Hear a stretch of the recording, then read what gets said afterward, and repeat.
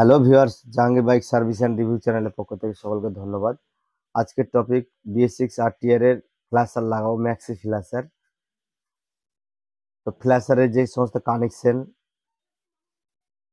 কিভাবে হয়, কোনটার সঙ্গে কি কানেকশন হবে, অন অফ সুইচের সঙ্গে কিভাবে কানেকশনটা হবে, এইসব বিস্তারিতগুলো দেখতে থাকুন, সঙ্গে থাকুন।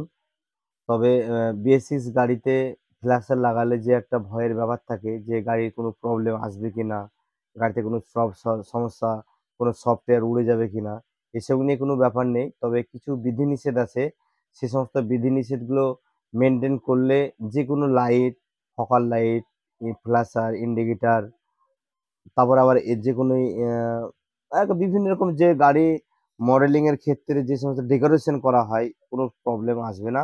তো বিষয়টা পুরোটা দেখতে থাকুন, সঙ্গে থাকুন।